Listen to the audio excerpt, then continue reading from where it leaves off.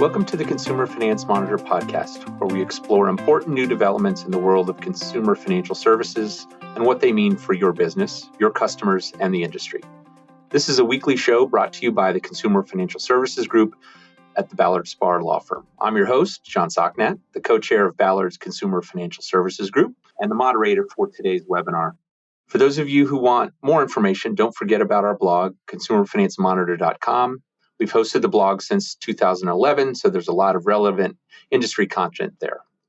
We also regularly host webinars on subjects of interest to those in the industry.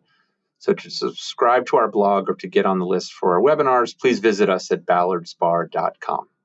If you like our podcast, let us know. Leave us a review on Apple Podcasts, YouTube, Spotify, or wherever you get your podcasts. Also, please let us know if you have any ideas for other topics that we should consider covering or speakers that you would consider as guests on our show. Today's episode is a repurposed webinar that we did on June 11 entitled, What is Happening at Federal Agencies That is Relevant to the Residential Mortgage and Settlement Services Industry. As our webinar title suggests, we're going to spend the next hour discussing what is happening at the various federal agencies and the impact on the residential mortgage space. Very quickly, I'm joined today by my partners, Rich Andriano, John Culhane, and Matt Moore, all of whom are partners in our Consumer Financial Services Group. Rich and John focus on regulatory matters, and Matt focuses on litigation and enforcement matters. Not surprisingly, we're going to spend a fair amount of time talking about what the CFPB is doing or maybe not doing, depending on the way you want to look at it. So let me now turn it over to Rich to get us started. Thank you very much, John, and good day, everyone. Well, Nonbank provides that CFPB's funding is sort of unique. It gets its money from the combined earnings of the Federal Reserve. Now, that was challenged as to its constitutionality under the Appropriations Clause, but last May, the Supreme Court ruled that while the structure is unique, it is not unconstitutional. And we thought that would be the end of the funding issue, but it's not. Now people are raising a statutory issue. Since September 2022, the Federal Reserve has been operating at a loss due to the current interest rate environment. They're taking in plenty of money, but they're still operating at a loss. So there are those that say, well, that means it doesn't have combined earnings. And it really gets down to, does earnings mean revenue or does it mean net profits? Now, the issues being raised in various cases where the Bureau was pursuing actions against various parties, and also in other contexts, such as the challenge to the 1071 Small Business Lending Data Collection and Reporting Rule. Now, interestingly, while the Trump administration has been really trying to handcuff the Bureau, it appeared to have ignored this issue, sort of handed to it on a silver platter for a while, until recently, in a filing in a recent case where the Bureau was going against a fintech. The administration took the position that in the motion to dismiss, it was too late for the defendant to raise the defense of the CFPB funding issue. However, the Trump administration acknowledged that later on in the case, such as at the summary judgment stage, it could raise the issue. This is a reversal from the Biden administration, which aggressively defended that the combined earnings simply means revenue and that the Bureau is operating appropriately. Trump administration may now have seized on this issue and may not defend it in the same way the Biden administration did. With that, though, let's move on to other developments, and I turn it over to John Culhane. Thanks, Rich. So let's talk briefly about who's running the show at the CFPB. Not Rohit Chopra, obviously. He's been out since the end of January. Scott Bessent was briefly acting director, but since February 7, Russell Vought has been in charge, and he's working with the Chief Legal Officer Mark Paoletta, who's also the General Counsel at the OMB. You may have heard that Jonathan McKernan was nominated to be the new director of the CFPB, but he got an appointment to the Treasury position, and he's been out. Everything has been frozen since Vought took over. We'll talk about death memos a little later in the presentation, which relates to CFPB actions. In terms of lawsuits, right off the bat, two big suits, one in Federal District Court for the U.S. District for Maryland, one in Federal District Court for the U.S. District for D.C. The Mayor and City Council of Baltimore tried to get a temporary restraining order to halt efforts to defund the CFPB. That effort did not go anywhere, and that case was voluntarily dismissed at the end of May. The case that we're all watching very closely, however, is the National Treasury Employees Union case, which is pending in DC District Court and the DC Court of Appeals, and it's the one where all of the activity is. So briefly, in District Court, we got an order on March 28th. Judge Amy Jackson basically issued an order, Amy Berman Jackson issued an order halting most of the actions that were being taken to reduce the CFPB.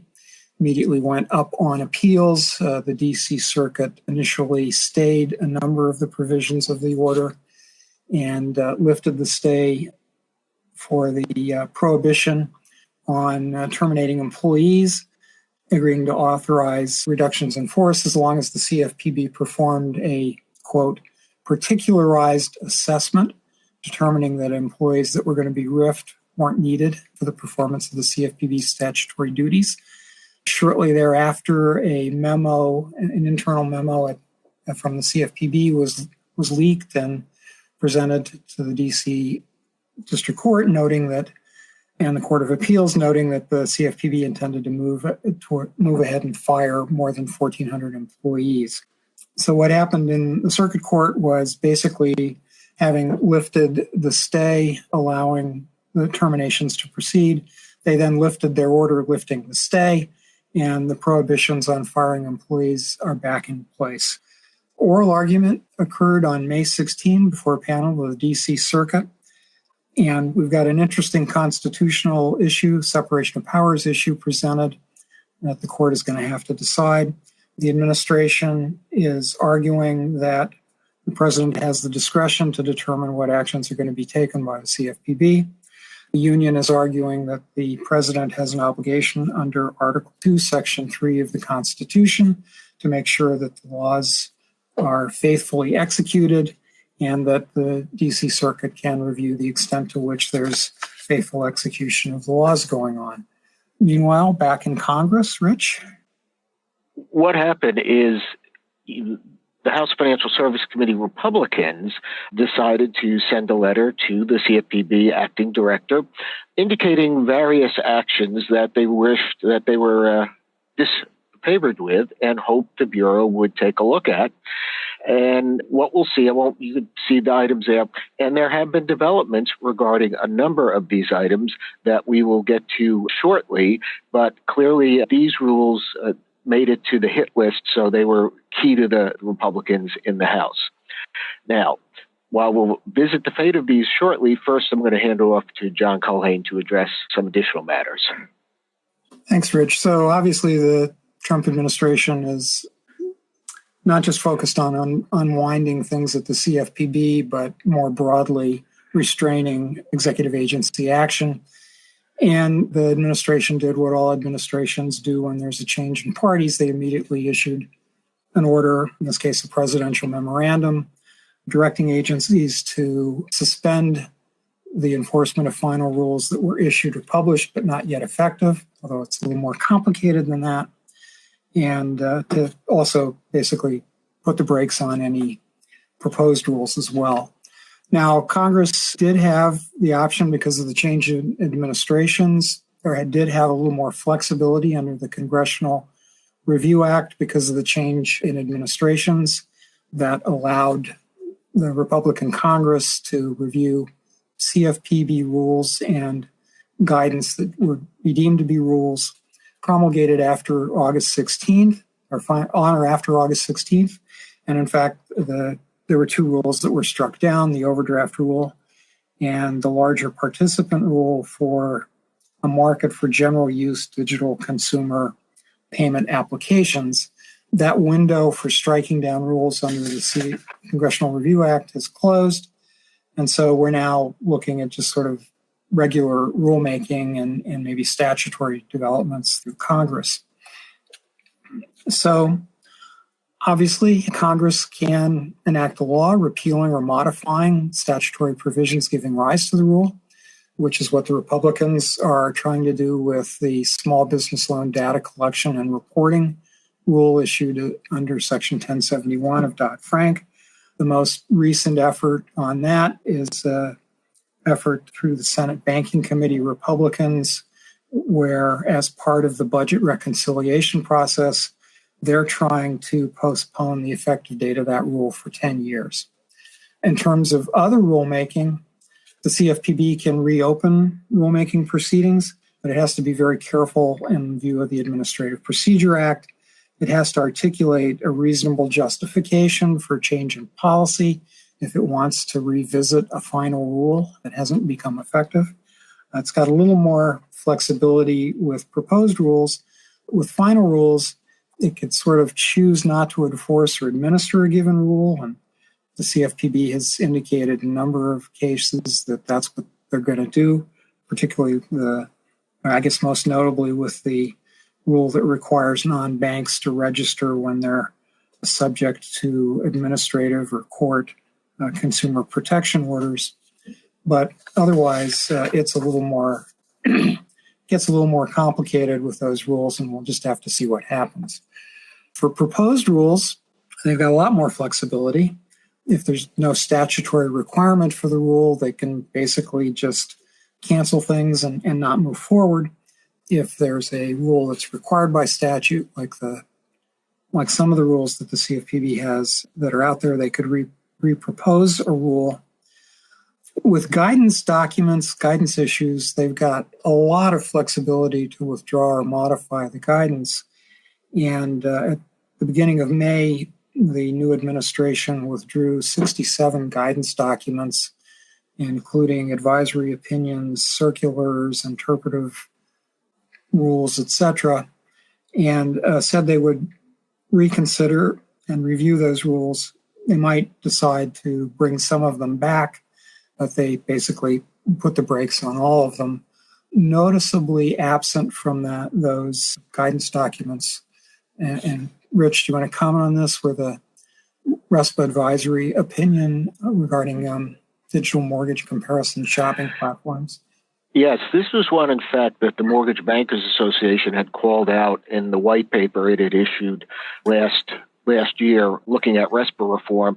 And its position is this should be rescinded, or if not rescinded, revised to address only UDAP. The Bureau takes very expansive view of RESPA Section 8 in this opinion, really treating it not as an anti-referral and fee split statute, but really as an anti-steering statute. That gives you an idea how off base there are. So it was interesting that they decided not to pull that, and a little later we'll address perhaps why that is the case. With that, switch gears a bit to get to some of the specific rules, including this was one of the ones on the hit list, and John mentioned a development here. This was based, Dodd-Frank does have registration provisions. It's 3 sentences in length, and one of the sentences requires that the Bureau consult with state regulators. So I don't think this was the type of rule that Congress envisioned, but nonetheless, the Bureau used its authority under the registration provisions and general rulemaking authority to adopt a rule that basically would require entities subject to various federal or state enforcement orders under consumer protection laws that had affirmative obligations to register those orders what would be in a public data site. It was viewed by the industry as name and shame. And as you can see, the different compliance states, although the Bureau did indicate it was not going to try to prioritize enforcement once we moved to the Trump administration. And in fact, the most recent development is that in the May 14th Federal Register, the Bureau has proposed to rescind this rule with comments due by June 13. And here, again, as John mentioned before, the Administrative Procedure Act, you have to go through some hoops to rescind a final rule, but I think they can get through the hoops here, because again, I think the rule is beyond statutory authority. Again, the Bureau had to confer with states, and state regulators were pretty much clear and united and submitted joint comments that they opposed the adoption of this rule, yet the Bureau went ahead and did away with it anyway. So I think there is a grounds, in fact, to overturn this rule. Now, next, let's visit the PACE rule. What that refers to is property assessed clean energy financing. The way it works is if a local jurisdiction decides to participate in the program, then residents of that jurisdiction can finance various home improvements They don't have to be energy related, but they often are. And one of the more popular ones is solar power panels are installed. And the financing of it essentially becomes an assessment on the home, and they pay it along with other assessments on the property. Now, the mortgage industry didn't particularly like this. Mortgage industry is subject to ability to pay and other requirements, and they make a mortgage loan to someone, and the next day they take on an additional obligation, with that obligation having the lien equivalent to a tax lien. In other words, it priored the mortgage loan. So there was a lobbying of Congress to address that. In the Growth Act, the Congress did direct, and that was during the first Trump administration, did direct the Bureau to prescribe regulations under the Truth in Lending Act to apply the ability to repay requirements to PACE transactions and the related civil liability provisions. The rule adopted by the Bureau, however, is much broader. It in general extends truth in lending requirements to these transactions with some exceptions and revisions. And in fact, they issued modified versions of the loan estimate and closing disclosure to be used. Now, I thought this was going to sneak under the radar because it was I haven't seen any challenges, and I were expecting some given the breadth of the final rule. But it did make the Republican hit list in the House, and most recently has been a lawsuit filed against the Bureau challenging the rule, one on the grounds that it was unlawfully promulgated, one of them being it's beyond statutory authority because they went way beyond what the Congress had directed. But more interestingly, is also a constitutional challenge to both the rule and the underlying statutory provision, saying this trumps state sovereign power in their taxing authority. And a letter that was written by congressional Republicans did refer to state sovereignty with regard to the rules, sort of forgetting that Congress actually adopted the law in the first place, and now the House Republicans are saying, well, that law we adopted is probably unconstitutional. So we're going to have to see what happens with that, but it is under attack, and the lawsuit may have been intended to raise the profile of the rule in the Trump administration. Now, moving on to a proposed rule, the mortgage servicing proposal. And again, as John mentioned, it's easier for the Bureau to deal with proposals, particularly if there's not a statutory mandate. And while there are servicing provisions in RESPA and TILA, there's no mandate that the Bureau revise the existing rules that are on the books. Nevertheless, it moved to do so last year. Now, the industry does want revision to the rules. They've seen in past crises, COVID and then the mortgage crisis, that streamlined approaches work better than cumbersome approaches. And what the Bureau proposed was cumbersome and very anti-servicer. So they want revisions. They just don't want revisions the way the Bureau adopted them. So we'll see what will happen there. There is a development regarding this proposal. We'll get to that in a little while. But first, I want to hand it back to John Culhane to address a different issue. Well, thanks, Rich. I'll pick up with the FCRA so-called data broker proposal, which was a data broker proposal, but it was really a not too stealthy effort to do a major revision of the Fair Credit Reporting Act and Regulation V, comparable to what the CFPB did with the Fair Debt Collection Practices Act and Regulation F. The original comment deadline was March 3rd. The Trump administration extended it to April 2nd, and the rule has now been withdrawn as dead. Probably will come back to life the next time there's a change in administrations. But for now, we don't have to worry about the CFPB changing the definition of what's a consumer report, who's a consumer reporting agency, requiring extensive specificity on written authorization, permissible purpose, as well as providing for a right of revocation and other developments that they had gone after, like making credit header information, that is data, mostly data about a consumer name, address, making that a consumer report. So that's dead. What also is dead is the proposal to prohibit certain contract terms and conditions in consumer financial services contracts. This was partly a reinstatement of Regulation AA, but it also was much broader than that and would have added a number of restrictions on terms and contracts, terms that might have an impact on speech, about consumer financial service providers, terms allowing companies to update contracts in their favor. That was likewise withdrawn on May 15th. Rich, let me turn it back to you. Thank you, John. One thing that came as a surprise, and it was done in the way of a subtle and stealthy revision to the UDAP exam manual provisions of the Bureau, where they added that under the unfair prong of UDAP covers discriminatory conduct. Now, in the generic concept, we all agree discrimination is unfair, but this isn't dealing with the technical use of the term in the UDAP statute. It was challenged, and district court basically vacated the change, and the Bureau also stealthily removed the provisions in September of 23. Now, there was an appeal, and there was an agreement when Trump administration came in to dismiss the appeal, which the Fifth Circuit did grant. Now, when you look at the issue, the concept of unfair under UDAP goes back to the 1930s in the Federal Trade Commission Act. At that time, the federal government was racist, so it's very unlikely that Congress had intended UDAP to grant the FTC with broad anti-discrimination power.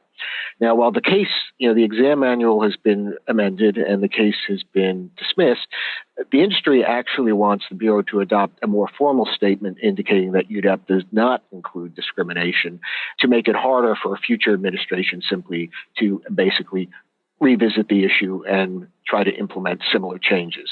So we'll see what happens with that. Now, interestingly, very recently, the Bureau made filings with the Office of Management and Budget on several rules. Now, it indicated that all of the filings are in the pre-rule stage, which means it's probably working on either a proposal or an advance notice or proposed rulemaking. Now, here are the rules that are filing: the larger participant rule in both debt collection and consumer reporting, the mortgage servicing rules under truth in lending, the mortgage servicing rules under RESPA. Notice it said discretionary because while there are some statutory provisions, the Bureau went beyond those provisions and added additional requirements. So apparently that is what the Bureau is focusing on. Then most industry, the loan originator compensation rule, where they added the word that we have bolded here, rescission, suggesting that perhaps they intend to propose the rescission of the LO comp rule. That would be a bad thing. While the industry, in fact, does want changes to the LO comp rule, it does not want a complete rescission of the rule. There are some very helpful provisions in the CFPB's version of the rule that are not in Dodd-Frank and were not in the Fed version of the rule. So a complete rescission of the rule actually would be a bad thing. So this is one where the industry is going to ask for revision, not rescission. Now, it didn't indicate rescission as to the other four rules. What it intends to do exactly, we don't know yet, but we'll have to wait and see. And this may be something that the industry is going to have to provide input on. Now, with the servicing rules, again, there are some helpful things in there, so we wouldn't want them completely rescinded, but we do want them revised. Contrast that, the larger participant rule, to subject larger participants in various areas to its supervision by adopting a rule. The companies subject to these rules would probably like to see them rescinded and remove the CFPB supervisory authority over them pursuant to these rules. With that, however, now I'd like to hand the presentation off to Matt to address other issues. Thanks, Rich. I'm going to talk a little bit about what's happening with lawsuits that the Trump CFPB inherited. Unlike in the past, the CFPB has been dismissing lawsuits that were brought by prior administrations, and they're doing so at a very high rate. Over half of these lawsuits have been dismissed, and they're being dismissed at varying stages, including some that are right at the finish line. So, for example, the CFPB had brought a lawsuit against the National Collegiate Student Loan Trust, and the parties had reached a stipulated judgment that was pending approval by some of the trust note holders, where the trust was to pay $2.25 million and make certain changes to practices. Instead of entering into the stipulated judgment, the parties actually agreed to dismiss the case with prejudice once the Trump administration came into place. For the mortgage industry, the CFPB had brought a lawsuit against Rocket Homes, alleging a broker kickback scheme that violated RESPA, and alleging that Rocket had pressured brokers not to share information about other loan products. There again, CFPB agreed to dismiss that case with prejudice against both Rocket Homes and the brokerage companies. The CFPB also dismissed the Vanderbilt case with prejudice. The CFPB had brought that right around when the administration change was happening, accusing Vanderbilt of violating the Truth in Lending Act and Reg Z. The CFPB said at the time, Vanderbilt's business model ignored clear obvious red flags that the borrowers could not afford the loans. The CFPB has now dismissed this case with Vanderbilt calling it political overreach and stating the CFPB examined tens of thousands of loans over a 6-year period and found less than 1% of them shouldn't have been originated. So the CFPB has now decided not to pursue this action. One area where the CFPB appears to be standing pat is where there's a state is also a party. So in a case against the Credit Acceptance Corporation, where the state of New York was also a party, the CFPB's motion to withdraw the plaintiff was granted, but the case is still ongoing with the state of New York. Interestingly, the CFPB is also looking at past actions that were essentially concluded and going back and changing the outcome or re-looking at consent orders. So, for example, in the Townstone financial case, the CFPB announced that it was seeking to have a consent order vacated where Townstone Financial had agreed to pay $105,000 civil money penalty. And the CFPB sought to have the money returned to Townstone. The CFPB issued a statement about the lawsuit, saying what I found to be very surprising, but not surprising for this administration, which is that the CFPB said it used its power in bringing the case. And that case was about allegations that Townstone, non-bank retail mortgage creditor and broker based in Chicago, drew no applications for properties in majority African-American neighborhoods. Part of the case was based on the CFPB's allegation that Townstone made statements during a weekly radio show and podcast that discouraged prospective African-American applicants from applying for mortgage loans. In part of the dismissal, CFPB's leadership said that its case against Townstone was not driven by any act of discriminatory conduct, but solely on perceived racial disparities in mortgage applications and origination statistics based on a computer model run by DEI-driven CFPB bureaucrats. Senior advisor Dan Bishop called it a flagrant misuse of government resources to destroy a small business that did nothing wrong. It went on to say that this was based on a crime of for the crime of protected political speech. This firm was targeted. The attempt to dismiss this case has been challenged by over 10 groups, including the National Fair Housing Alliance and the ACLU. The court has allowed these parties to file amicus briefs because they offer arguments that the court would not otherwise receive from the parties. These motions are fully briefed, and the court indicated it may set the matter for an in-person hearing to decide whether to vacate the consent order. In another case with Trustmark, CFPB and Trustmark had entered into a consent order in October of 2021 based on allegations that Trustmark engaged in unlawful discrimination against applicants by redlining certain communities. The consent order required Trustmark to invest almost $4 million in a loan subsidy program, open a new office, fund target advertising, and pay a civil penalty. Fast forward 4 years, in May 2025, the CFPB and the Department of Justice filed an unopposed motion to terminate the consent order. The court granted that motion, and as part of that, the CFPB said that Trustmark had demonstrated a commitment to remediation and had paid the monies owed under the consent order. In another change to a consent order, the DOJ went back and looked at a consent order with Lakewood Bank. Under this one, There was a 5-year consent order that required Lakewood to invest $12 million to fund loans for Black and Hispanic residents, to spend money on advertising and more money to develop community partnerships geared towards increasing minority access to residential mortgage credit.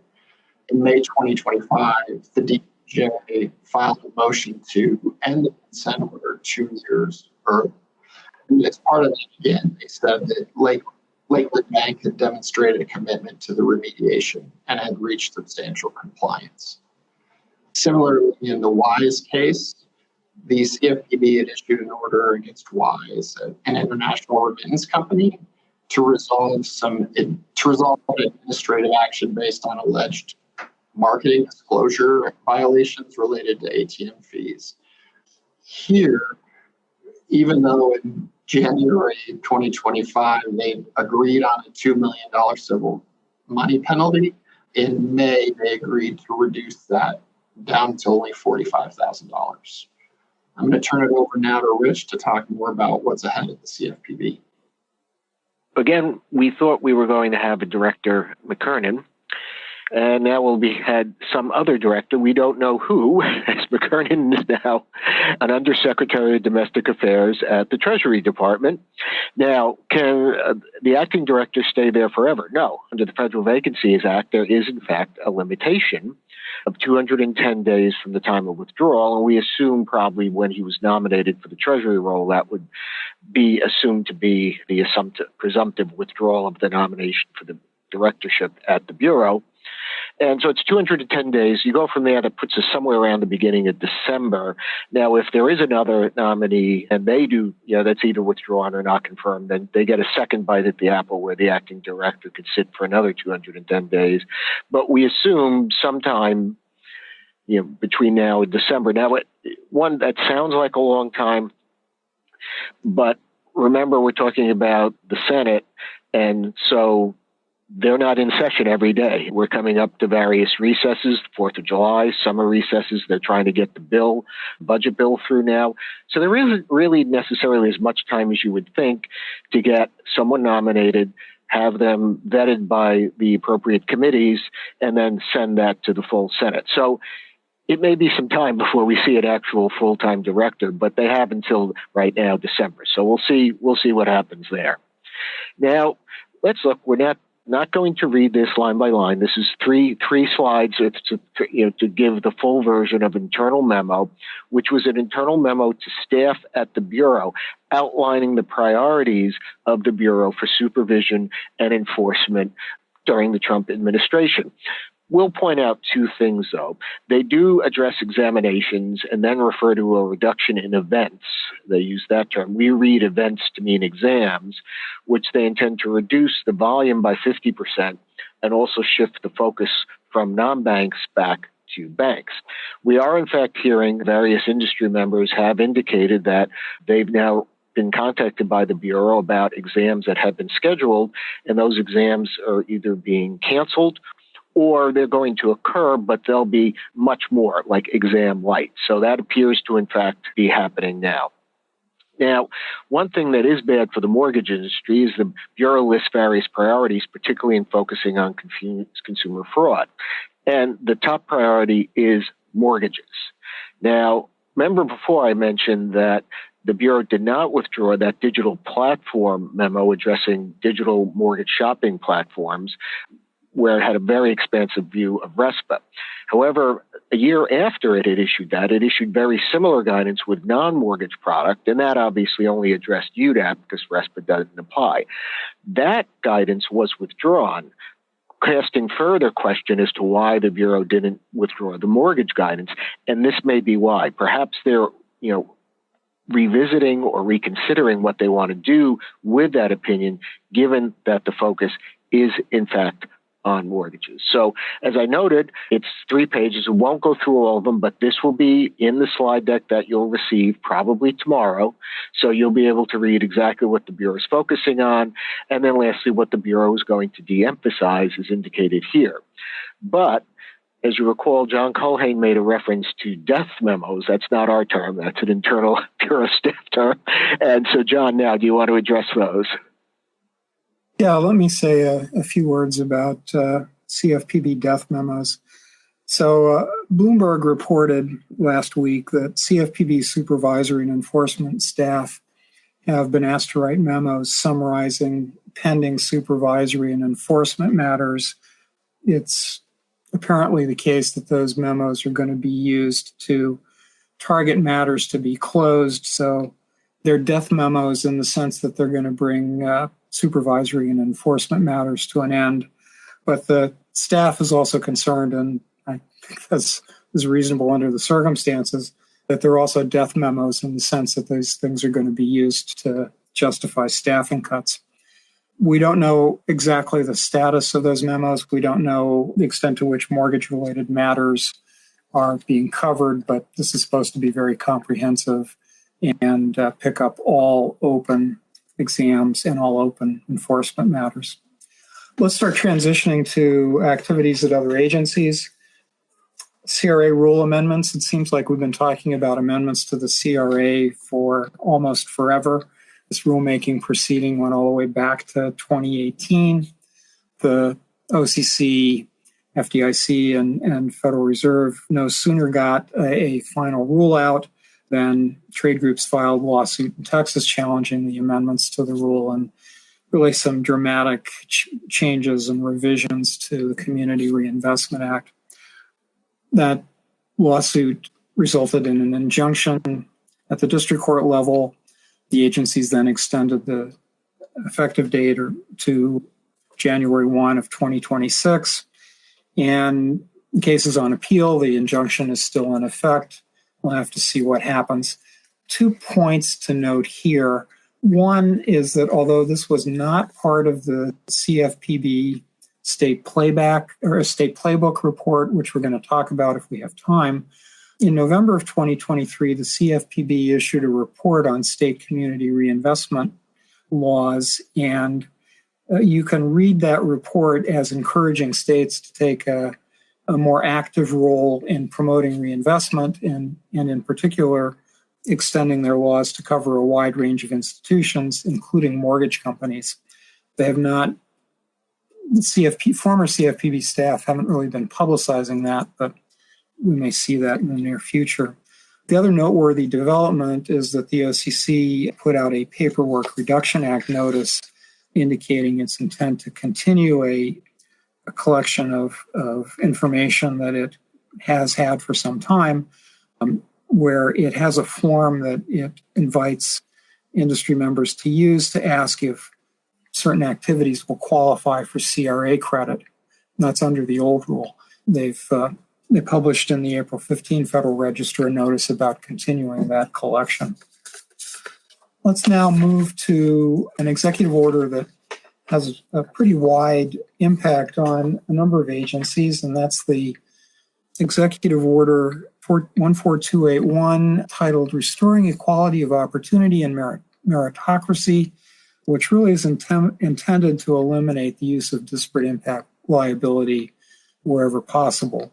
So that would be the Equal Credit Opportunity Act, maybe the Fair Housing Act, although it's not entirely clear what could be done there given the inclusive community case, but also intending to cut off any use by regulatory agencies of unfair, deceptive, or abusive acts or practices authority to bring in disparate impact type claims.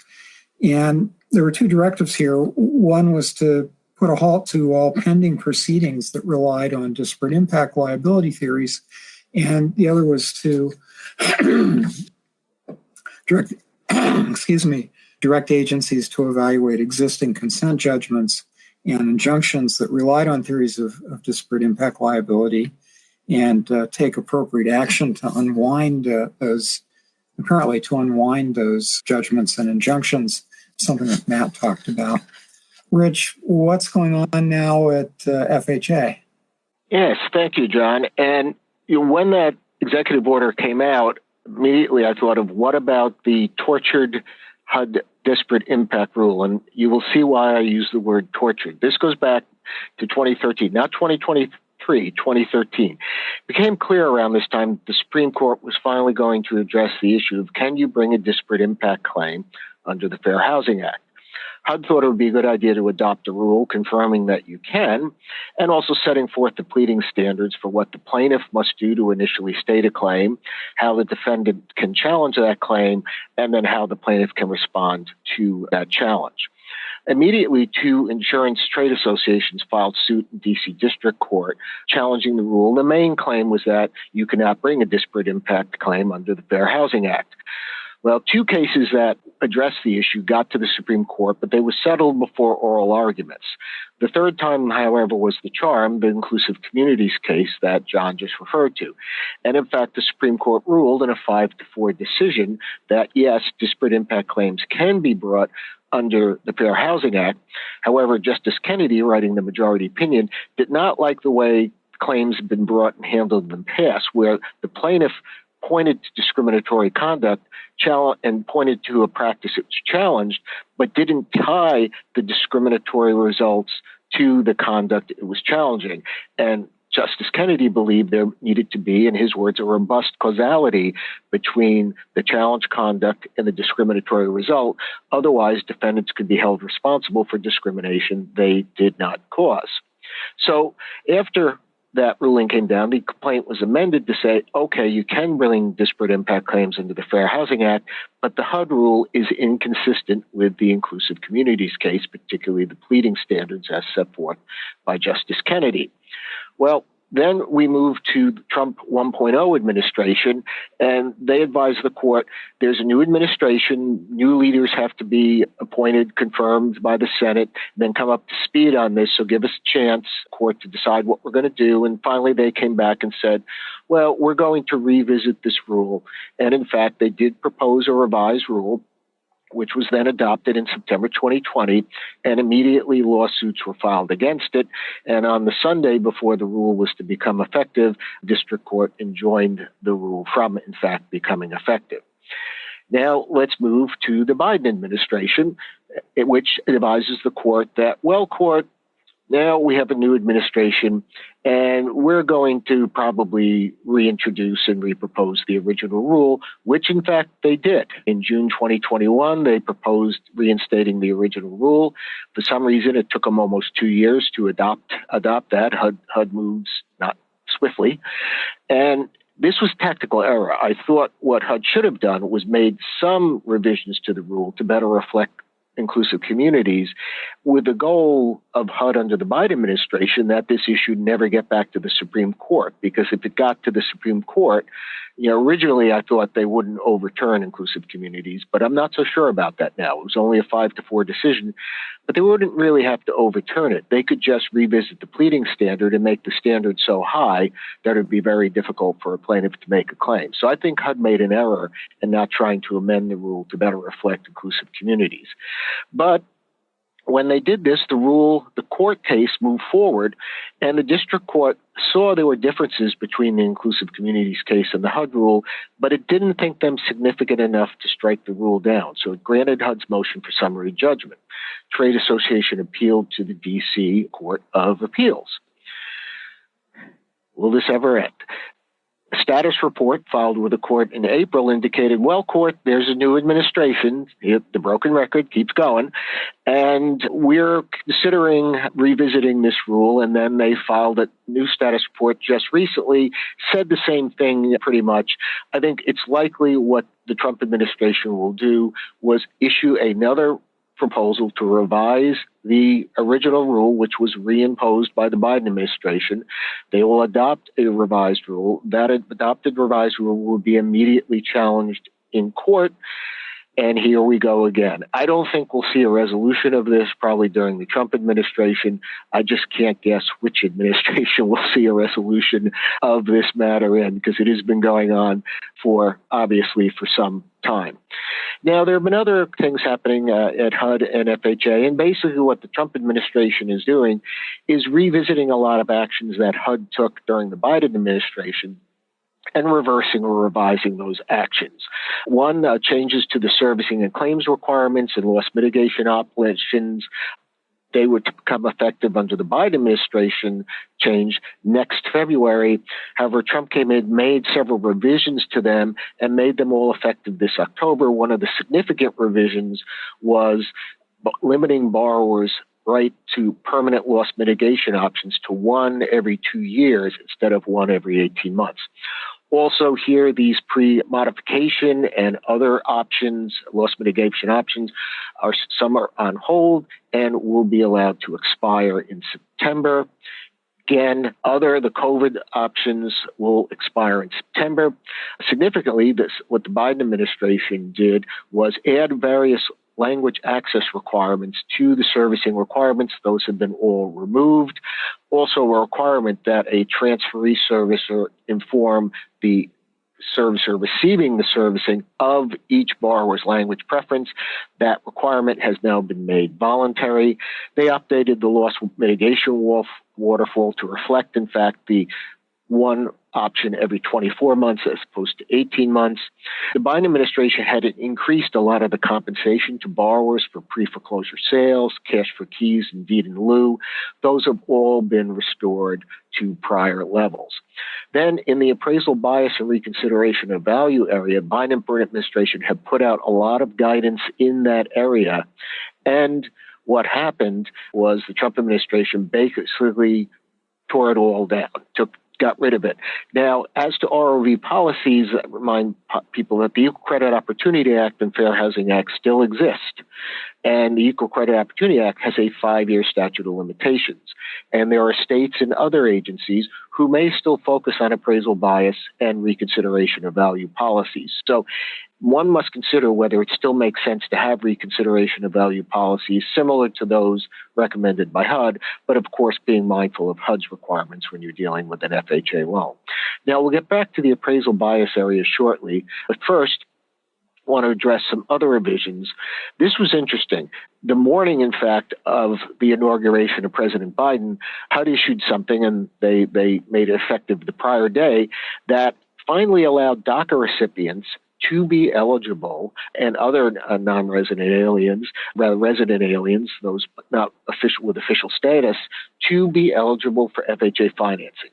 Trump administration then reversed that in the Mortgagee Letter 2025-09, and that was effective for case numbers assigned on or after May 25. So they've now limited the ability of DACA or other people to, in fact, get FHA loans. The USDA did something similar. Oddly, they gave no warning. This apparently was effective on the day they issued it, where there was some temporary authority for certain non-U.S. citizens, U.S. citizens, to receive USDA loans. That has been revoked. You must now be a U.S. citizen or certain non-citizen nationals or qualified aliens as defined in that statute. Now, with that, again, in the appraisal bias area, I wanted to turn it back to Matt to address some developments there. Thanks, Rich. I want to talk about a pair of related cases involving HUD in my backyard here in Colorado about a lender's obligation to police independent appraisers for alleged discrimination. Recently, the Department of Justice filed a lawsuit against Rocket Mortgage, Solidify, and an appraiser based on alleged discrimination against a Black homeowner, claiming that her home was undervalued in an appraisal based on her race that was required as part of a refi application. The DOJ claims that the property appraisal came in $200,000 lower than an appraisal that had come in for the same property less than a year before, and showed a 25% decrease in value at a time when home values in Denver are increasing. When the homeowner received the appraisal, she contacted Rocket Mortgage and explained that she believed that the appraisal was discriminatory. She then alleges that in response, Rocket Mortgage canceled her refinance application. And so the DOJ brought this lawsuit alleging discrimination. Rocket Mortgage moved to dismiss because it's in a rock and a hard place. It doesn't have authority under federal regulations to correct an appraiser's valuation, and it's in fact wrong from doing so. So it's saying, look, how can you say that we have to police this appraiser for alleged discrimination? And at the same time, or shortly thereafter, Rocket Mortgage filed an affirmative lawsuit against HUD, where it expands on these arguments to say, look, we're not liable as a lender under the Fair Housing Act for an appraisal by an independent third-party appraiser. The Truth Lending Act's appraiser independent requirements stop any requirements and bar any requirements for a lender to instruct or induce an appraiser as to the valuation of the property. And Rocket Mortgage also asserts that HUD's new policy seeking to hold the mortgage lenders responsible for an alleged bias or discrimination of an appraiser could not be implemented without HUD following the notice and comment requirements under the APA. And so as part of its affirmative lawsuit, it has requested that the court issue an order vacating this policy of holding lenders responsible for policing the appraisers, noting that it contradicts the long-standing principle of appraiser independence. In the case brought by the DOJ, there's a hearing this morning. It probably ended while we have been on this webinar on Rocket Mortgage's motion to stay. In the case brought by Rocket, HUD filed a motion to dismiss, which is now fully briefed. But these two related cases really bring up important questions of, how can you comply with essentially conflicting policies? And given that appraisers are supposed to be independent, is it proper for lenders to be forced to police their appraisals? It seems like that opens up a big can of worms. So far, HUD is defending the lawsuit, but it will be interesting to see if that continues, or at some point the case gets held in abeyance like HUD has done in other cases where there's been some sort of reconsideration of our rule or policy. Turn it back over to you, Rich. Thank you, Matt. Real quickly, again, trigger leads and what they are, is you may know, is when a mortgage company orders a credit report on an individual, there are other mortgage companies that sign up for a service to be notified of that, and then they reach out and make a firm offer of credit. Both industry and consumer groups don't like the practice. There was legislation introduced last year. The Senate passed it. House ran out of time at the end of the year. Those bills were reintroduced. Again, have bipartisan support, both Republicans and Democrats, and industry and consumer group support. Yesterday, the House Financial Services Committee held a markup. That's June 10th. It held a markup. It moved the bill forward. It made some changes, apparently slight changes, but I haven't seen a copy of the markup yet. But it's moved forward to the full House, where the MBA and others are urging its passage. Regardless of what happens with these bills, don't forget states. Some states already have trigger leads, bill laws in place, and some are coming online soon. And the federal laws in the original version do not provide for federal preemption. So we'll have to see there what happens if these get adopted. With that, I hand it back to John Culhane.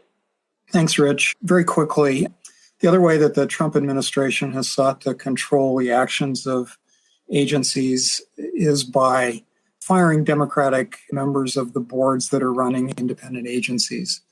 So President Trump has fired 2 Democratic members of the National Credit Union Administration Board, also fired 2 Democratic members of the Federal Trade Commission.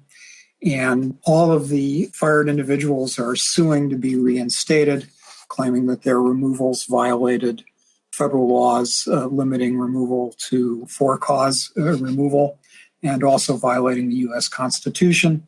The litigation here is really following in the wake of actions taken and the litigation resulting from those actions taken at the National Labor Relations Board and the Merit Systems Protection Board. Rich, you want to comment on those briefly? Yes, in fact, and both of those, John indicated, have for-cause removal provisions. Now, importantly, you might remember a seal of law case, the very important case where the Supreme Court considered the for-cause removal provision applicable to the CFPB director. In that case, it distinguished the CFPB from multi-member boards and commissions governing independent agencies, finding that the Bureau wielded vast power, and rather than vast power being wielded by a multi-member bipartisan board, it was by a single person. They thought that then the president should have the power to remove the director without cause, so it struck the for-cause removal provision. But again, distinguishing multi-member boards and commissions. Now, the district court in the MSPB and NLRB case enjoined the firings of those members. The Trump administration challenged that, got up to the Supreme Court where they were seeking a stay, and a stay would essentially mean the members remain fired until the merits are decided. Now, while the court said it wasn't ruling on the merits, it sent a pretty strong signal. It said the stay reflects our judgment that the government is likely to show that both the NLRB and MSPB exercise considerable executive power. They seem to be telegraphing that there may be a change in Supreme Court precedent ahead for members of independent agency boards and commissions, where in fact they may decide that they can be removed without cause.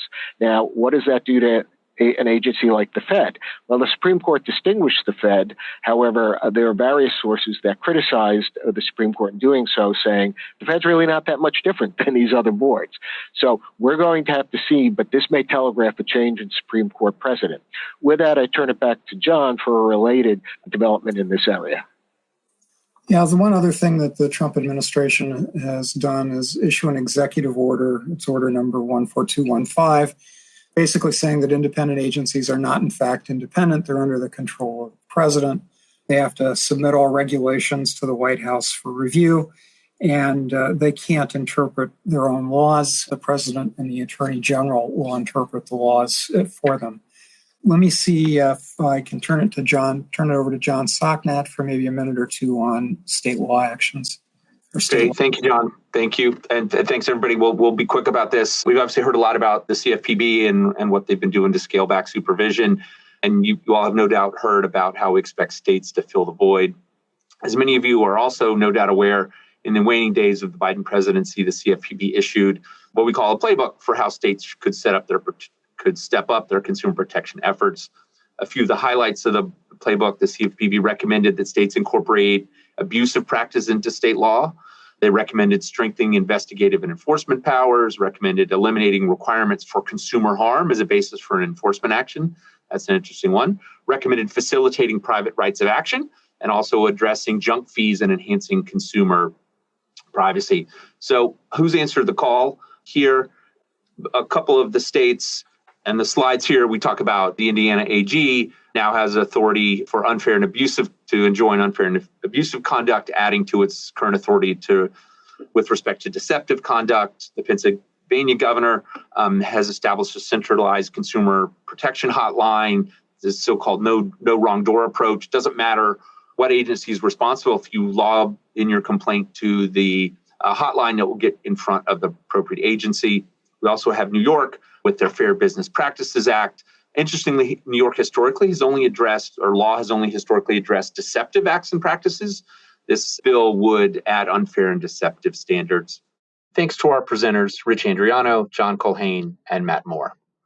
To make sure you don't miss our future episodes, subscribe to our show on your favorite podcast platform, Apple Podcasts, YouTube, Spotify, or wherever you listen. Don't forget to check out our blog, consumerfinancemonitor.com, for daily insights on the financial services industry. If you have any questions or suggestions for the show, please email podcast@ballardspar.com. Stay tuned each Thursday for a new episode. Thank you for listening. Have a good day.